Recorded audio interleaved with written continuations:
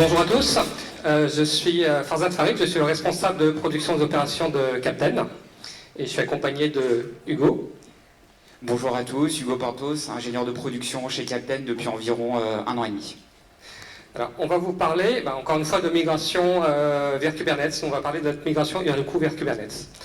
On va d'abord parler un peu des aspects business. Qu'est-ce que Captain? Aspect technique, pourquoi est-ce qu'on a voulu migrer vers Kubernetes? On va après vous détailler la migration et conclure un peu. Le but, c'est un peu de vous montrer qu'on ne fait pas du BDD, donc on ne fait pas du Blog Driven Design. Donc les articles de blog sur l'immigration Kubernetes qui se passent impeccablement, ça c'est que dans les articles de blog, dans la vérité, c'est un peu plus compliqué. Un petit retour sur Captain. Alors Captain, c'est une application de VTC. On est le premier acteur français du VTC. On existe depuis 2012. Et depuis 2012, on fait du x2 tous les ans. Donc on double notre trafic, nombre de clients, nombre de chauffeurs tous les ans. Là, maintenant, on est à l'international. On a ouvert 4 pays. On a la France, on a ouvert la Suisse, le Portugal, et on a ouvert Londres. Londres qui est arrivé juste après la migration Kubernetes. On va voir ça, la migration à son importance. L'architecture qu'on avait jusque-là, c'était une architecture as a service. Alors tout est as a service. Comme pour une startup, c'est plus facile de commencer en ayant tout as a service. Donc plateforme as a service, on était chez Heroku pour l'hébergement, database as a service, log as a service. C'est paiement carte bleue as a service, machine à café as a service, ça c'est bien, ça marche, mais ça a quand même quelques problèmes. Quand on grossit, on fait x2 tous les ans, ça pose quand même quelques problèmes. Premier, c'est un problème de sécurité. Heroku, pour ceux qui connaissent, c'est très facile pour déployer des microservices. Nous, on est en microservices, on en a à peu près 130 microservices. Il y a une application par microservice, mais sur Heroku, les microservices sont en râteau sur Internet. C'est-à-dire qu'ils sont tous visibles sans sécurité sur Internet. Pas possible de sécuriser, pas de firewall, rien. On ne peut rien faire de ça sur Heroku. Deuxièmement, on avait un problème de scalabilité. Sur Heroku, on ne peut pas choisir les tailles des machines comme on veut, on ne peut pas scaler de façon fine, on ne pouvait pas faire d'auto-scaling. Et là, on avait des besoins, c'est pouvoir grossir quand il y a plus de clients. Quand il pleut, on a plus de clients, la nuit, on a moins de clients. Quand on ouvre un pays comme Londres, on a 2 fois plus de clients, donc ça, il fallait pouvoir scaler. Et avec la scalabilité, il y a la question du coût. Quand on est sur du as a service, plus on prend de ressources, plus on paye. Si on doit doubler notre capacité, on va payer 2 fois plus cher. Donc c'est pour ça qu'on voulait changer aussi pour que le coût ne soit pas linéaire avec notre croissance. Alors, pourquoi on voulait sortir d'Heroku? Alors pourquoi aller vers Kubernetes? Parce que Heroku c'était quand même bien, c'est tout as a service, ça marche tout seul, les logs sont intégrés, franchement tout est intégré, les logs, le monitoring, un peu d'alerting, tout est intégré. Et aller vers Kubernetes, c'est quand même pas facile, parce que Kubernetes c'est pas un outil prêt à l'emploi, c'est un squelette à partir duquel vous allez construire votre plateforme, c'est pas une plateforme prête à l'emploi. Pourquoi? Parce que nous, on est containerisé, on était déjà containerisé sur Heroku, et Kubernetes est devenu de facto le standard pour héberger des applications containerisées. Donc c'était le candidat idéal pour orchestrer des applications containerisées. Deuxièmement, ça fournit énormément de fonctionnalités pour la haute disponibilité, pour faire des rolling restart, pour pouvoir faire des rollbacks faciles, mise à jour faciles, pour pouvoir scaler, auto-scaler, donc toutes ces fonctionnalités-là, on les a dans Kubernetes. Alors, le challenge, c'est qu'on avait un contrat Heroku qui arrivait à la fin et on ne voulait pas le renouveler. Et donc il nous a resté 4 mois avant l'arrêt du contrat.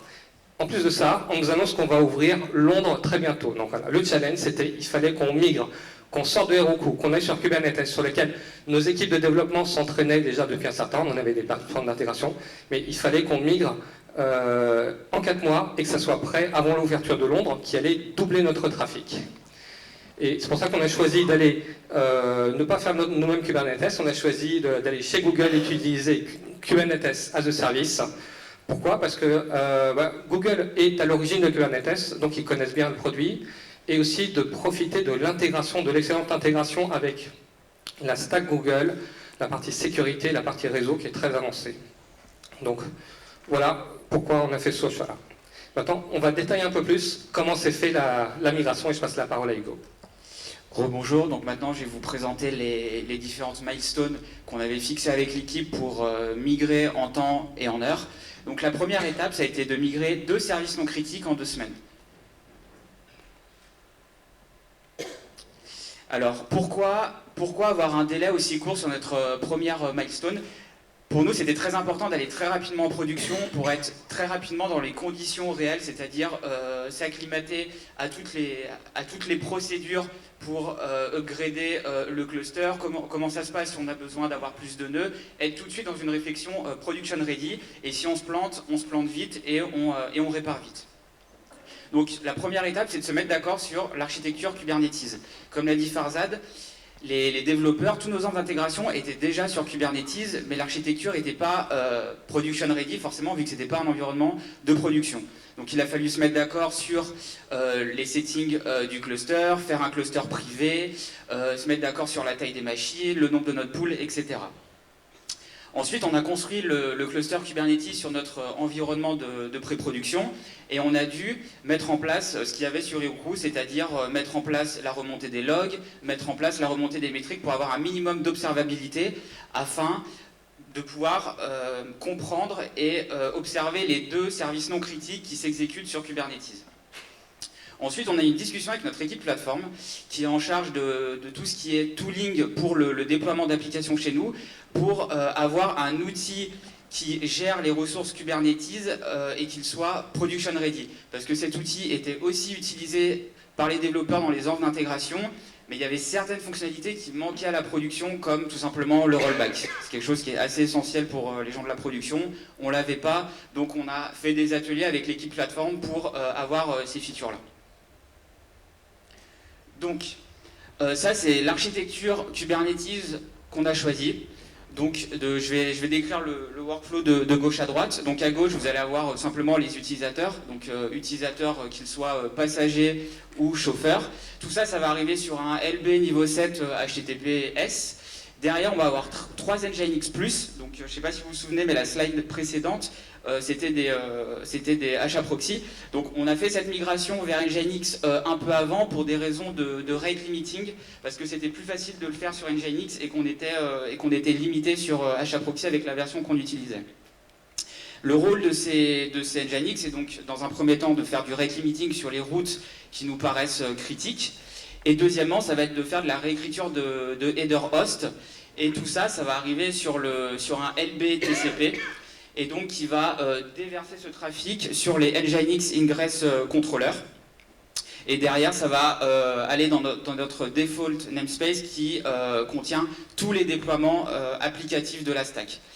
Donc, vous avez un 3e namespace qui est le namespace monitoring. C'est là où vous allez avoir le daemon set 5-bit et votre daemon set Prometheus pour justement avoir de l'observabilité sur votre cluster. La spécificité qu'on a dans notre cluster, c'est qu'en fait, vous voyez la flèche qui part du cluster et qui revient sur le LB interne TCP. On fait tout repasser par les Nginx Ingress Controller pour des raisons de log. Ça nous permet de pouvoir loguer tous les appels de la stack et d'avoir les temps de réponse. Deuxième étape, comment on mixe sur Kubernetes sans downtime ? Alors, migrer sur Kubernetes sans downtime, ça n'a pas été une chose très facile. On l'a fait en 2 temps. La première étape, on a déployé toutes les applications sur Kubernetes. Donc, il faut avoir à l'esprit que notre stack Heroku n'a jamais communiqué avec la stack Kubernetes et inversement. C'est 2 environnements qui ont vécu leur vie de manière autonome sans interagir. Donc on a déployé toutes les applications sur Kubernetes, il a fallu repasser sur toutes les configurations des microservices, parce que étant donné que sur Heroku, tous les services sont publics, toutes les URL c'est des URL Heroku, donc il n'y a pas de notion publique-privée comme sur notre cluster Kubernetes. Et il a fallu décider d'un scaling pour tous nos déploiements. Donc on a 130 microservices, ça fait 300 déploiements Kubernetes à peu près.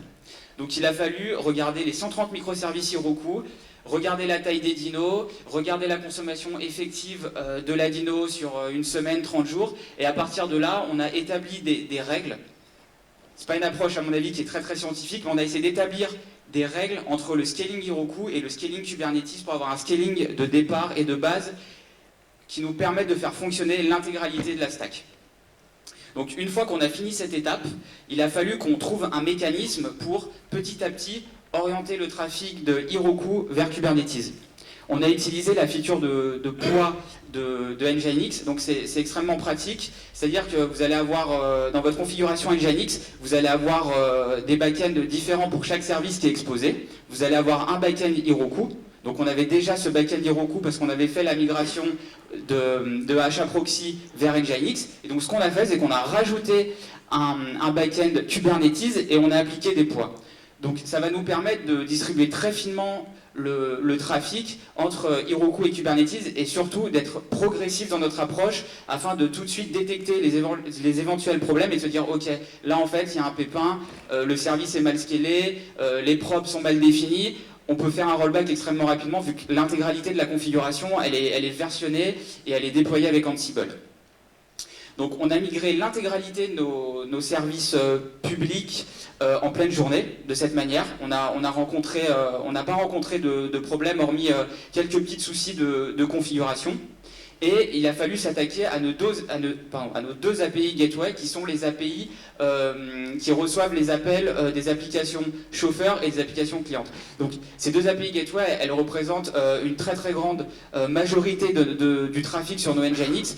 Donc ça, on a fait une première étape. En fait, on a tout simplement whitelisté tout le personnel de Captain. Et donc les personnes de Captain représentaient un échantillon assez petit pour pouvoir bêta-tester le fait de faire une ride sur le cluster Kubernetes. Donc une fois qu'on a vite validé ça, on est passé au fait de mettre un poids sur la route Kubernetes et donc d'aiguiller un peu plus de trafic.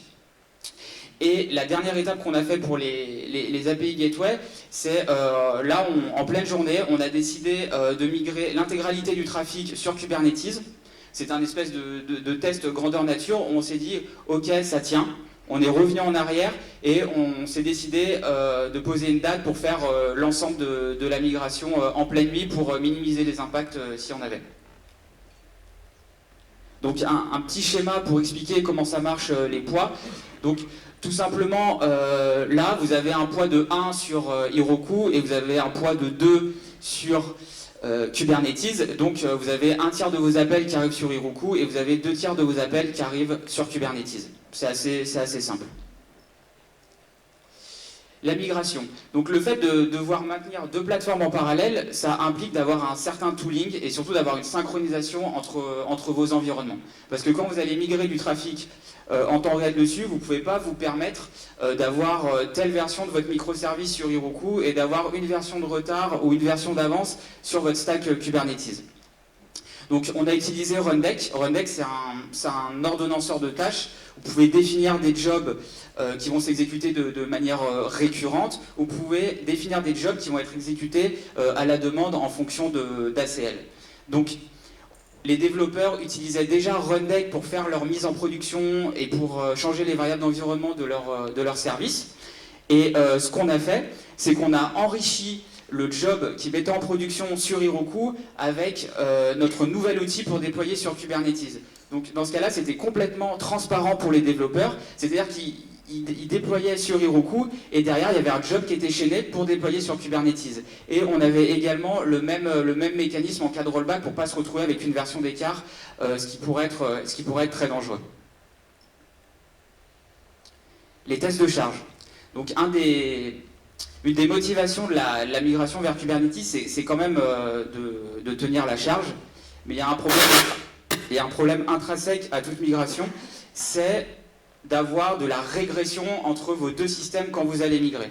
Donc, nos tests de charge, ils ont eu deux objectifs. Le premier, ça a été de checker le scaling des déploiements, donc le scaling qu'on avait fait en comparant la taille des dinos et la consommation sur Heroku, et de voir que sur Kubernetes, on n'avait pas de pod en crash loop back-off, qu'on n'avait pas des probes qui étaient fail, qu'on n'avait pas des pods qui étaient killés parce qu'ils consommaient trop de mémoire, que nos requests et nos limites étaient bien setés. Tout le paramétrage de Kubernetes a été vérifié avec ces tests de charge.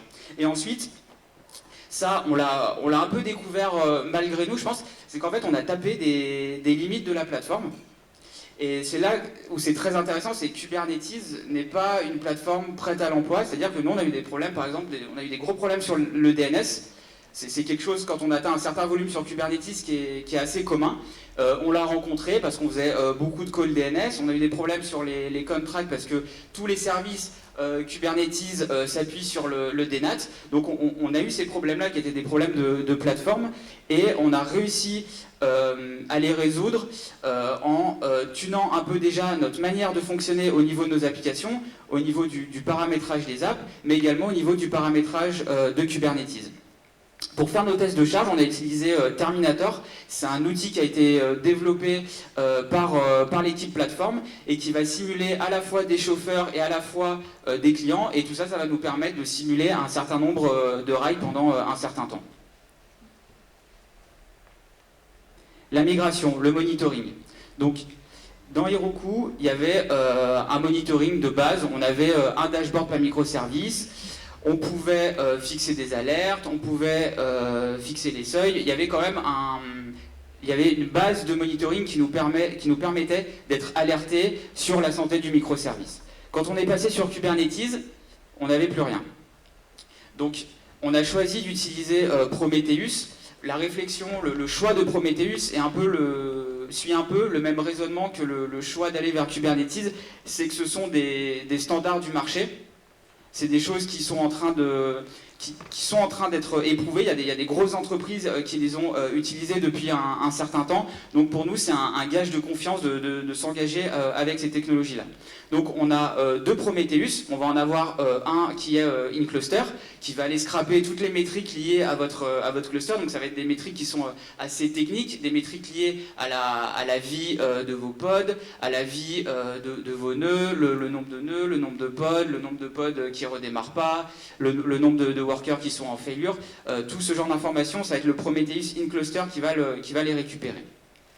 Ensuite, on va avoir un Prometheus à l'extérieur de la stack qui, lui, en fait, va aller récupérer ces métriques-là et va également s'occuper de tout ce qui est alerting sur les métriques. Le Prometheus out of cluster, il va également s'occuper de scraper toutes les métriques de toutes nos VM dans le cloud. Donc ça va nous permettre après d'avoir nos dashboards dans Grafana sur l'état de santé de nos machines avec les indicateurs assez classiques, RAM, CPU, nombre de file descriptors et ce genre de choses. Et je pense que c'est aussi très important de le souligner, c'est qu'avoir du monitoring, c'est pas un luxe, c'est quelque chose qui est obligatoire si vous voulez opérer comme il faut votre cluster, et surtout quand vous êtes dans une architecture, distribuée, c'est extrêmement important. La conclusion, donc on a réussi à migrer dans les temps toutes les applications avant la deadline, donc on a eu le luxe de pouvoir fermer nous-mêmes les applications Heroku, de supprimer les déploiements à la place d'eux, parce que normalement c'était eux qui allaient le faire à la deadline, donc c'était plutôt une satisfaction. On a toujours un gros problème actuellement sur le cluster Kubernetes, c'est qu'on a des nodes qui rebootent de façon aléatoire. En fait, c'est un problème au niveau du démon Docker qui va bloquer pendant un certain temps, et du coup le kernel va redémarrer, et donc ça nous crée un peu encore des instabilités sur la plateforme, parce que forcément un nœud qui reboot, ça reboot extrêmement rapidement, donc les probes n'ont pas le temps d'être notifiés que votre service il est mort, donc vous allez avoir des requêtes en échec, et ça peut être encore plus grave quand le nœud qui reboot en fait va hoster un pod qui fait partie du déploiement kubedns. Donc avoir un support, c'est également très pratique. On a beaucoup travaillé avec le support Google pour trouver des solutions de contournement à ce problème.